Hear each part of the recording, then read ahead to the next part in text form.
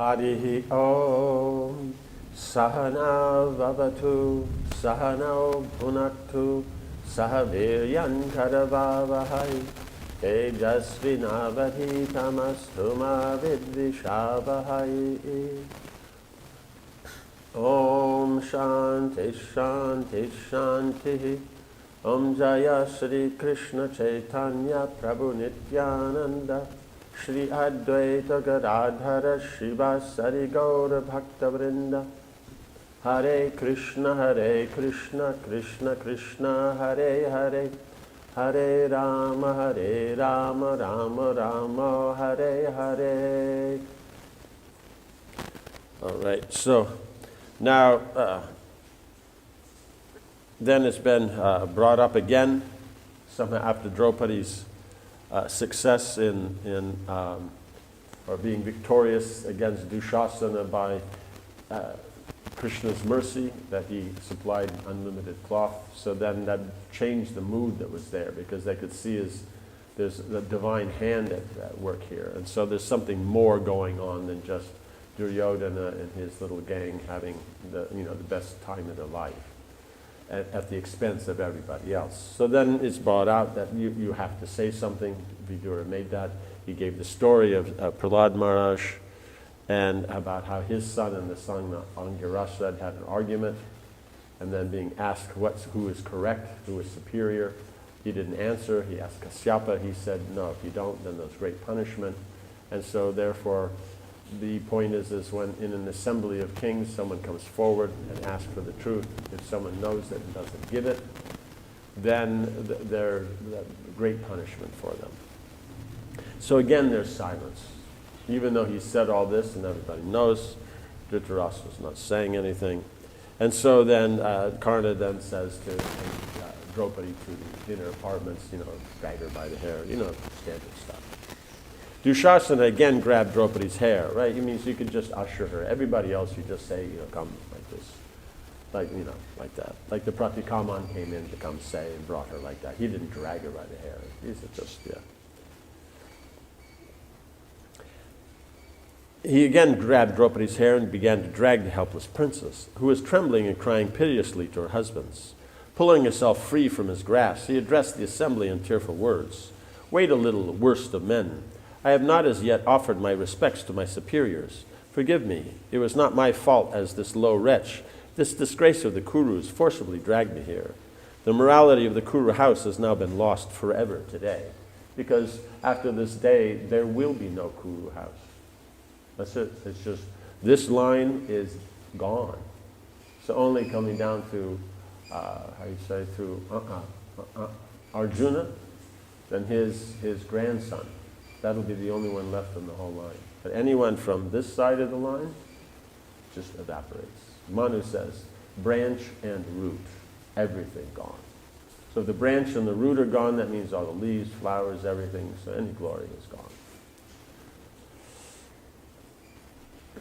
Never before have we heard of a married woman being brought in this state before an assembly. She's married. It's not up to anybody else to decide, well, she's married 5 men, so therefore we can deal with her however she like. No, you don't have that. We've never heard about it. She who was never before seen even by the wind or sun has now been exposed before all men. Indeed, I am being publicly persecuted by wicked men. Right. Dhritarashtra listened with his head bowed as she went on. What could be more distressing for me than that? Although I am a high-born and chaste, the Pandava's wife and Krishna's friend, right? So all these good qualities, I am nevertheless dragged into this assembly. Where is the religion of all these kings? O Kauravas, answer me truthfully. Am I, Dharmaraja's lawful wife, born in the same order to which he belongs, to be considered a servant woman or not? Right? Because she's in the same as him. So whatever he is, that's what she is. Not that she's separate, I shall be obedient to your command, O Kurus. This despicable destroyer of Kuru's frame is cruelly dragging me. I cannot tolerate it any longer. Tell me what I should do, and I will happily obey you. Right? Because if they said, no, you're a servant, then she would have gone. She would have performed the duties. Bhishma shed tears as Draupadi spoke. He looked at her with compassion and said, Blessed lady, I have said that the ways of religion are subtle. Even wise men find it hard to understand them. Sometimes what a great and powerful man calls religion is accepted as such, even though it may not normally be so. What a weak man says, no matter how moral it may seem, is generally disregarded, right? In other words, Karna is saying stuff and people are going with it as it is. But someone like Vikarna is not as strong, and they're disregarding it, right? From the importance of the matter you have raised, its intricacy and subtlety, I find myself unable to answer you. Bhishma stopped and looked around at the silent assembly. Right, so he's not saying out of anything else. So he's just saying, I don't know. Bhishma stopped and looked around at the silent assembly. Turning back to Draupadi, he continued, it is certain that the Kurus have become slaves of greed and folly. Our race will soon be destroyed. O Panchali, that even under today's circumstances, you would turn to religion shows how worthy you are and adds glory to our house. Means the only glory left in this house is her and her husband's. That's it. There is nothing else in the house. Your husbands are equally praiseworthy because they're following Dharma. Because by king's things, in other words, if the Pandavas at one point just said this is enough and got up and just started fighting and killing, no one would blame them, right? Because that's just, passion, they would do that. But that they didn't, they followed Dharma, then actually if you looked at it, they're very glorious, while no one else is glorious. They do not deviate from virtue in such difficulty. The Kauravas, however, sit with downcast faces. They look as if they are dead. I do not think they are going to answer you. You should ask your question of Yudhishthira. He alone should say whether or not you have been won. Draupadi wept like it. So in one sense, yes, he understands Dharma the best and all that, but at the same time is that he's gone through this and it's not very nice to put it back on him. But here, and what he's saying is that he doesn't know, and so he's actually deferring to Yudhishthira, that Yudhishthira has more of an understanding of Dharma, right? Because technically speaking, then Bhishma Dev, being a Mahajana, he knows pure devotional service, and he knows this is not. And so the intricacies of nonsense, he's not so sure about. He just knows it's all nonsense and that, so he defers to Yudhishthira, who's known for his religion. Still the kings remained silent. They appeared to be afraid of Duryodhana's power. The Kaurava prince continued to smile, even after hearing Bhishma's words. Right? Rising, he said to Draupadi, O Panchali, I agree with Bhishma. The answer to your question depends on your husband. Now, see, Bhishma said it out of actually, I don't know, I can't understand. I'm the senior most here, but Yudhishthira has more knowledge of Dharma than I do. So he was actually out of humility and out of respect saying it. And so in that way, he's elevating Yudhishthira and the Pandavas and Draupadi up higher than any of the Kurus sitting there who are there, because none of them can answer, don't know what it can say. But we see now Duryodhana is seeing it, to take advantage. Now, in this distressed condition, now Yudhishthira has to speak. So it's one thing is that, something's going to go wrong, but then they make you do the wrong. The bad people make you do the wrong and then blame it on you when it's all their fault. So it's just another way. Let the illustrious Yudhishthira, resembling Indra himself and ever devoted to virtue, state whether or not he acted rightly. Right? Even though in the beginning he tried to say this is all wrong and don't do it. They didn't care about his dharma then. Right? And then somebody now it's, yes, did he behave badly? What about everybody else? If he declares himself to have gambled you away falsely because he was no longer your lord at the time, I shall free you. I will also free his brothers if he makes the same declaration about them. Let Yudhishthira tell us first, right, because about them, but he hadn't gambled himself first, he gambled the others, so that wouldn't happen. The only question is about Draupadi. But he's just trying to mix things up and just, Let Yudhishthira tell us at first, however, that he lost his discrimination. Right? They force the issue, and then when it goes wrong, then they blame him.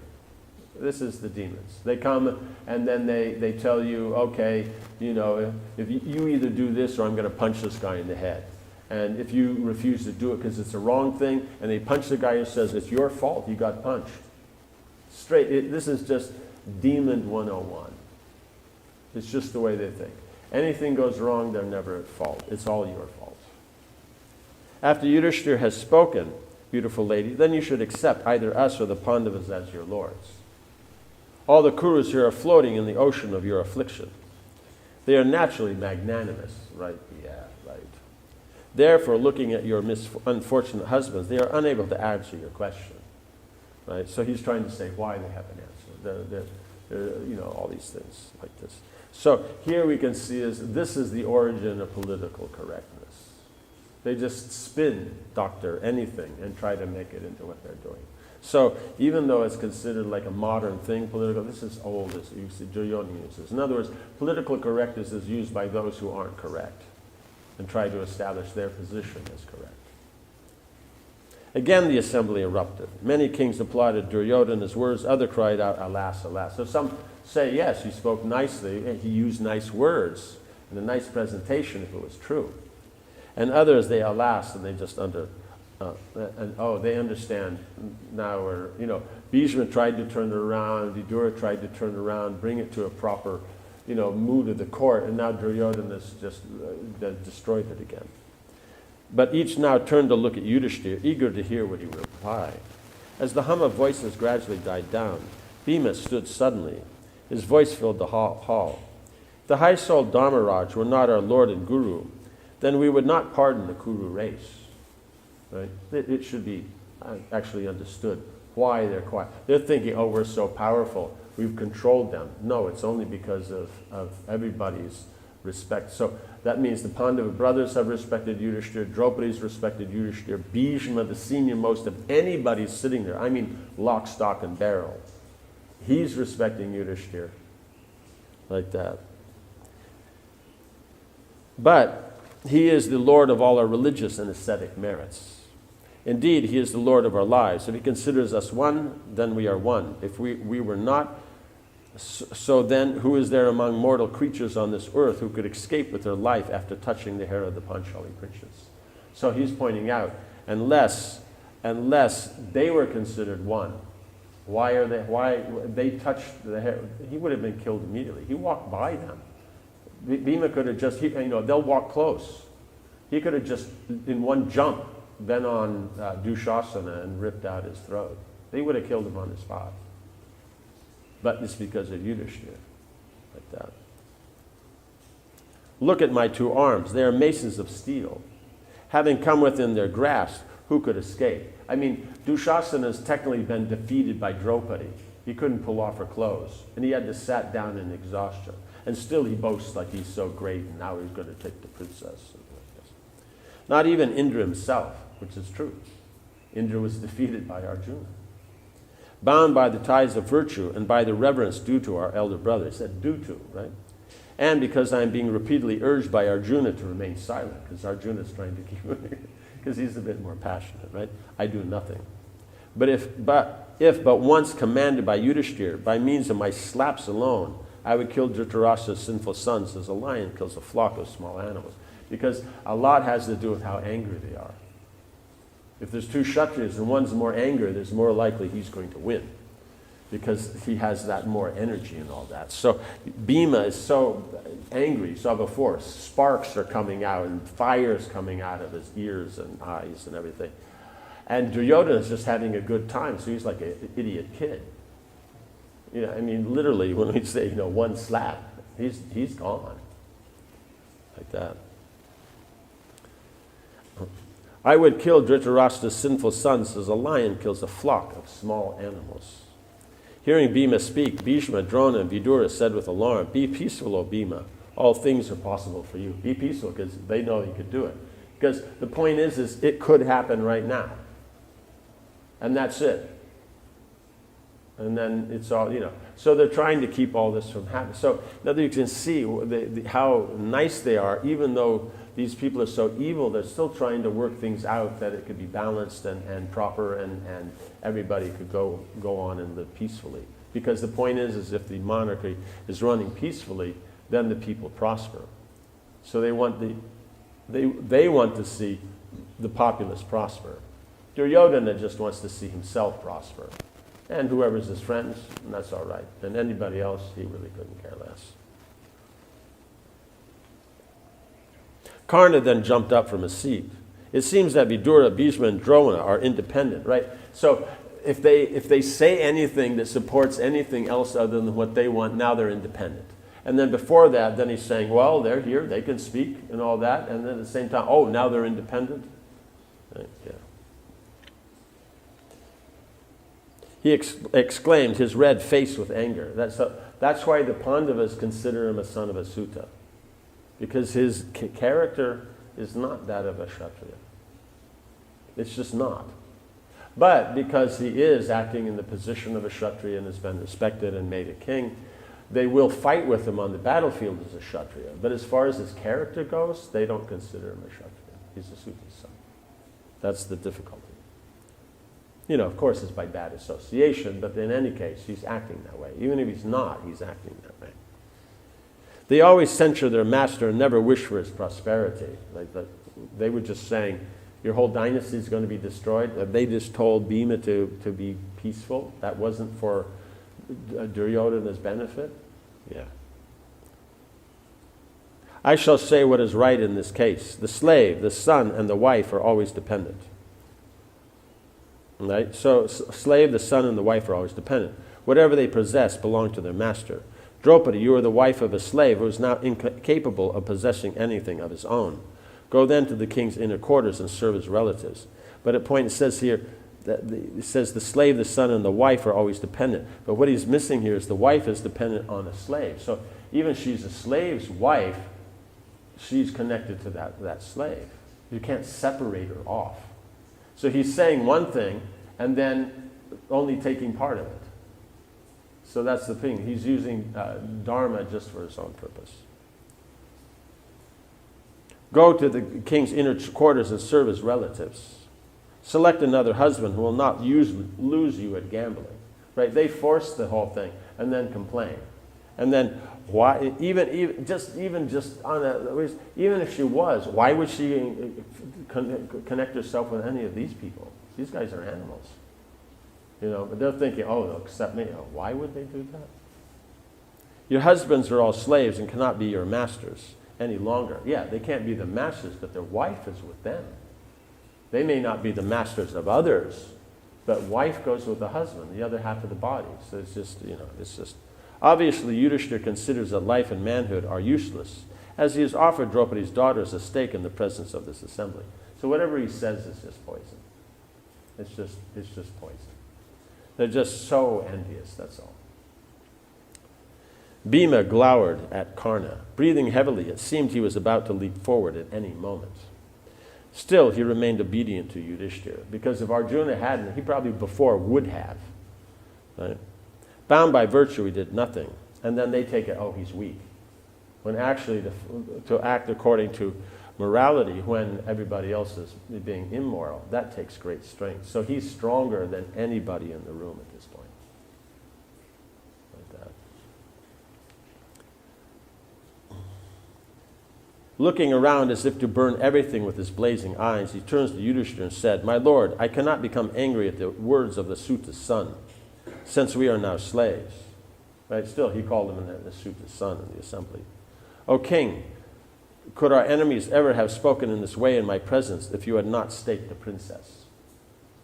Right? Because if they had not, they could only push it so much. But as soon as you get ladies involved, then everybody can become extremely nasty. If it was just them together, then that's all. Yudhishthira sat silently, seemingly stunned. Duryodhana laughed and said, "Come on, O king, tell us the truth. Is Draupadi one or not?" He's just, poking. Reveling in his cousin's anguish, Duryodhana smiled at Karna to further insult and incite Bhima, which is so dangerous, right? The Kaurava prince then uncovered his right thigh, which resembled the trunk of an elephant, and showed it to Draupadi.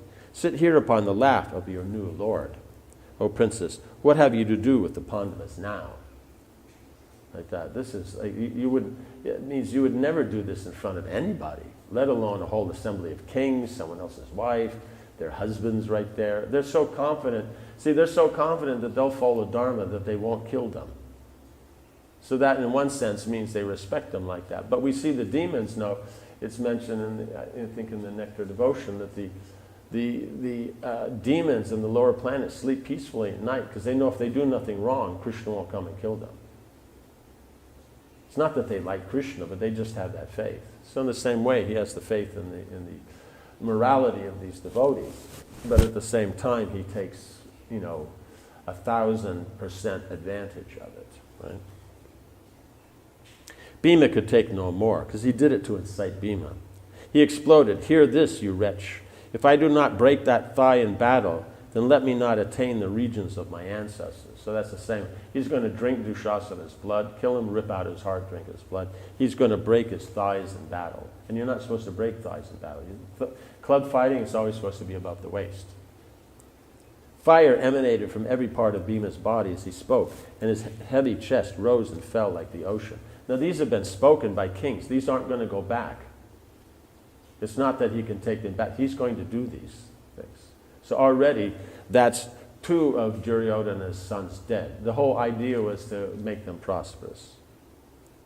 Vidura jumped up and addressed the assembly. "O kings, observe the danger we are now in from Bhima. A calamity threatens to overtake our race. This has been sent by destiny. Dhritarashtra's sons have gambled deceitfully. Now they quarrel over a woman. This kingdom's prosperity is at an end, alas." Means he's not saying it's coming to an end or it's been, he just says it's at an end. Just like Draupadi said, it's forever lost. Like that. Okay. Kurus have given away to iniquity. This entire assembly is now polluted with sin. Everybody's sitting there. "O kings, take heart the precept I shall declare. Having first lost himself, Yudhishthira was unable to lose Panchali. She cannot be considered a slave." Right? He's a wife. So he's pointing out, because they'll also point out that he's, who is he to speak in the assembly of kings? If he's asked, then he can say something, but he's not been asked. So by Dhritarashtra. So he's just speaking like that. Om Hare Krishna, Krishna Krishna, Hare Hare. Hare Rama, Rama Rama, Hare Hare. Jai Srila Prabhupada ki Jai.